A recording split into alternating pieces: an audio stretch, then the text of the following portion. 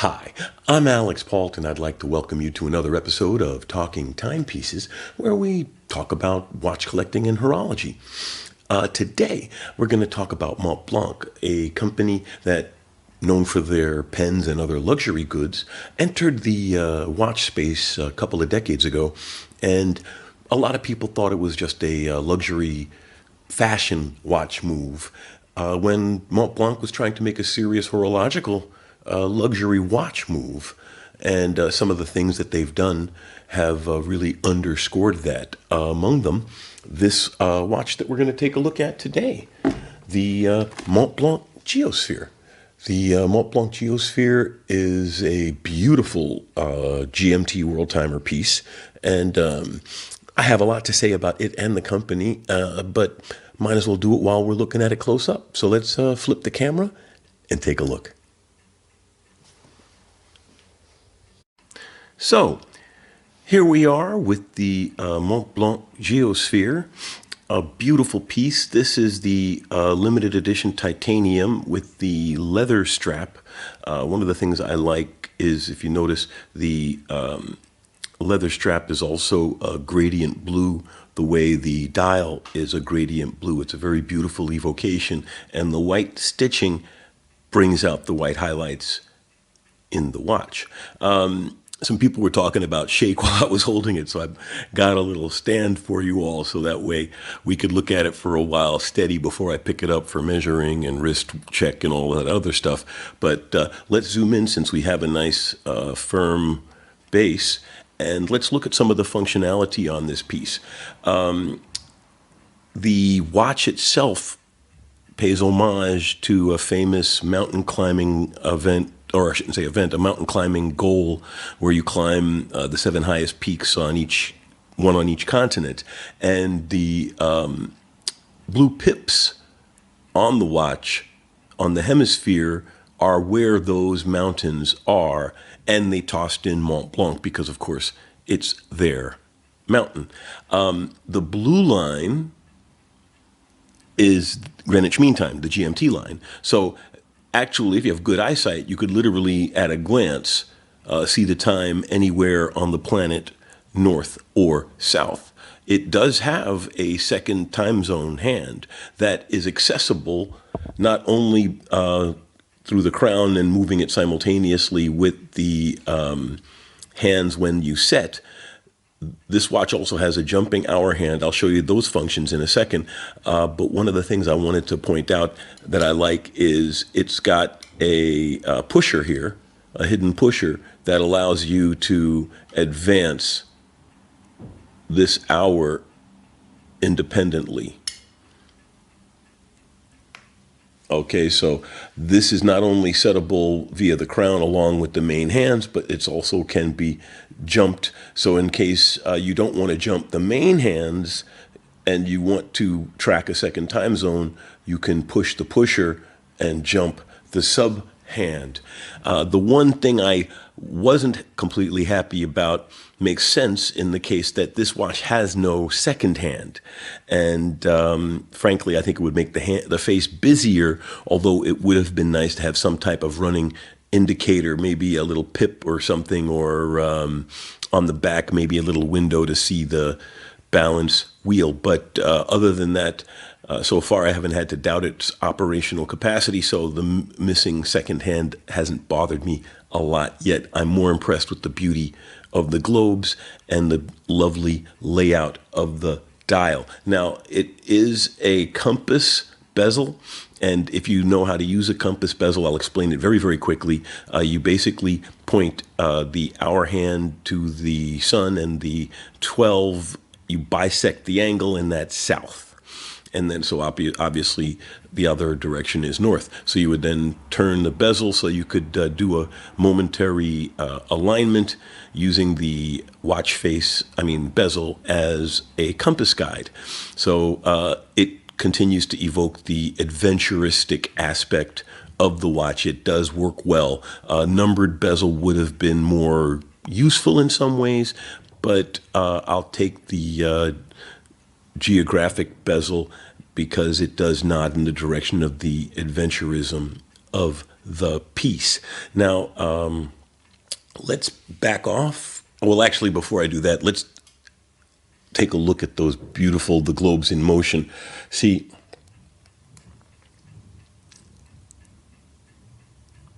the globes move in sync, obviously, because, of course, they do have to track time in other places. So the globes are completely accurate to time.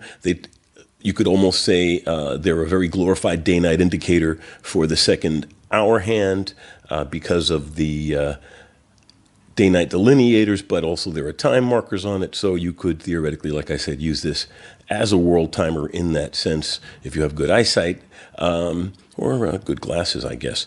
But the fact that it does have the second hand is great. And then the jumping hour hand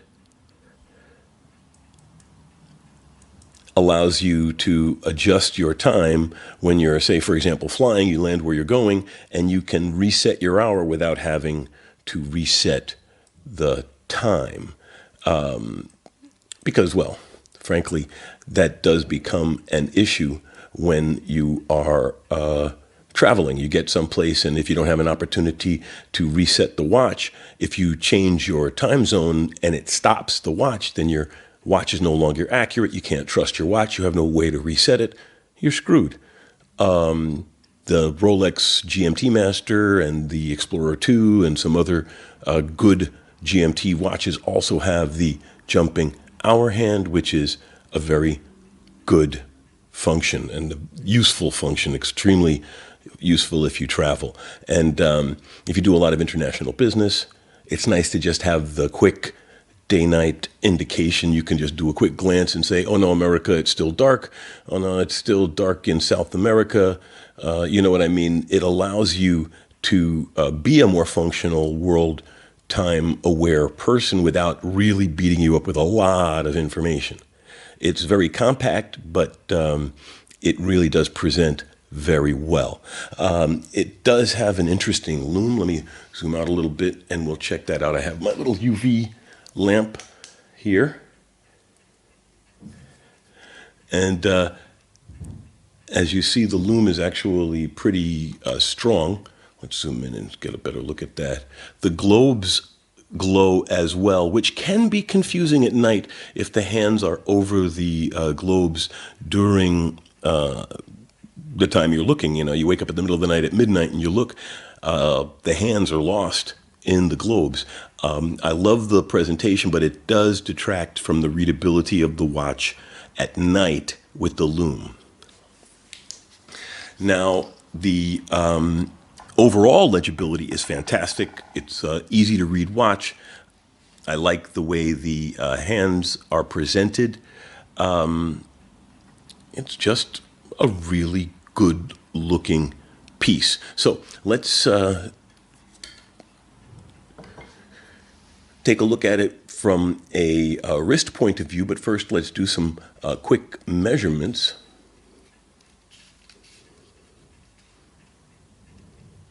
We're looking at a 42.5 millimeter case, say a 42 millimeter case.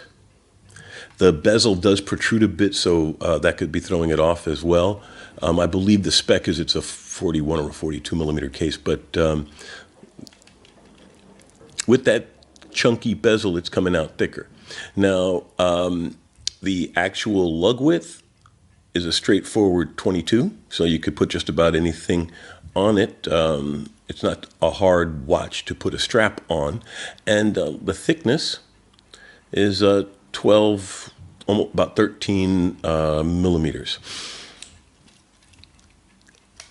Another nice thing about this piece,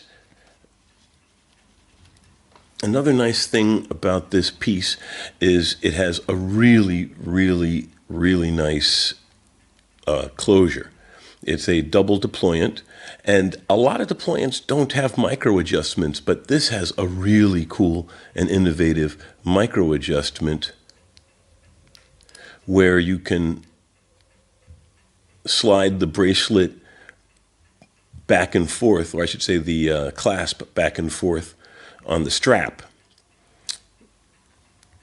See if you can see it from the side. It's kind of difficult because you have to press the buttons. Oh, you only have to press it from one side, so no, you do have to press it from both sides, okay, or to get it started. But you see how it,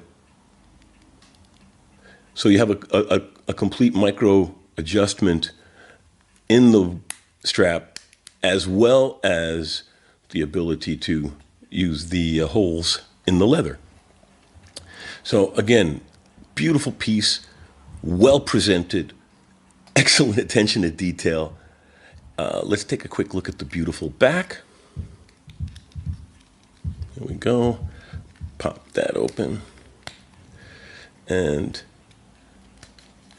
open the strap.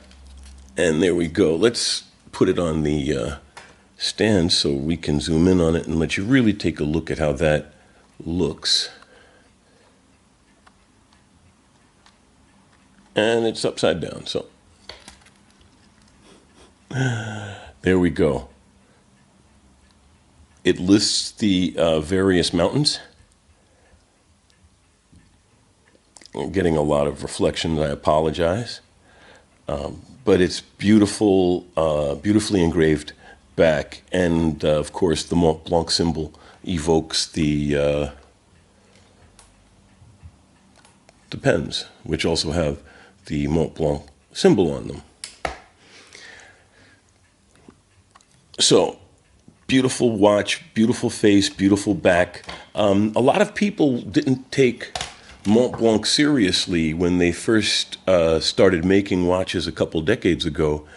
And Mont Blanc's made everybody sit up and take a look. The new CEO, he's really a dynamic guy. I like him. I don't. The name escapes me off the tip of my tongue, but the current CEO of Mont Blanc watches is a really smart man, and this is an example of it. Everyone knows how Mont Blanc picked up Minerva. Richemont gave them Minerva, which was a great coup for Mont Blanc, which enabled them to really gain some respect in the eyes of the high-end public. And a watch like this, this retails for 5,500 euros. I was lucky I got it a little bit cheaper from a dealer friend of mine, gave me a break. I tried to get it with the metal bracelet. It was not even available. This watch has already gone up in value about 15 to 20% according to Chrono24. It's just a really nice watch.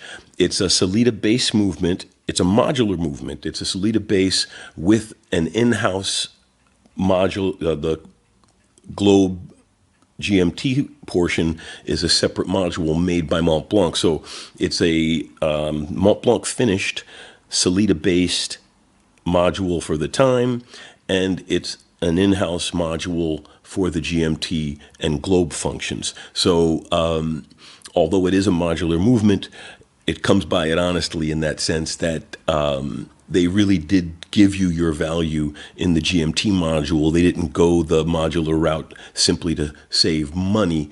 They went with the modular route because to make a dedicated GMT module of this movement of this nature would be laughingly expensive.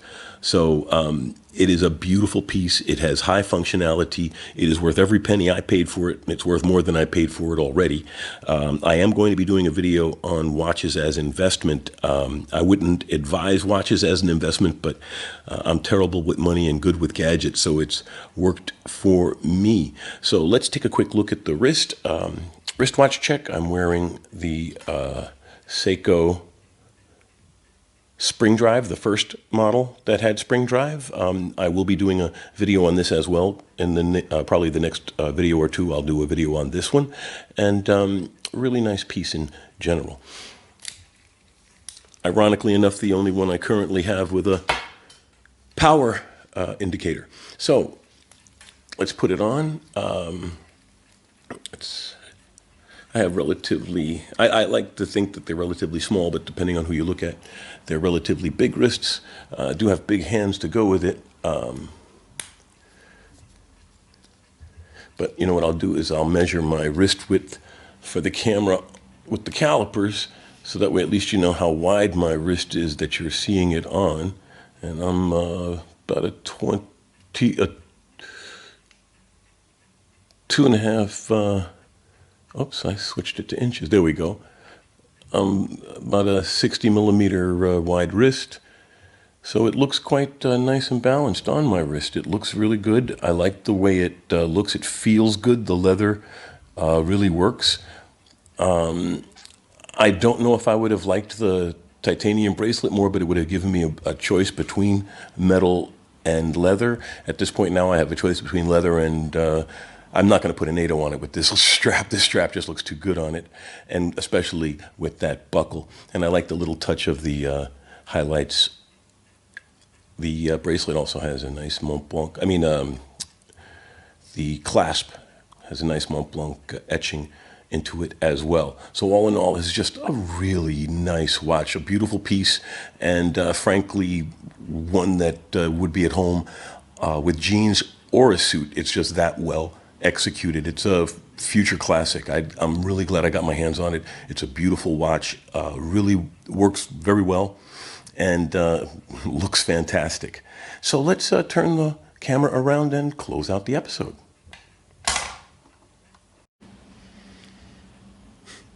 So that was the Montblanc Geosphere.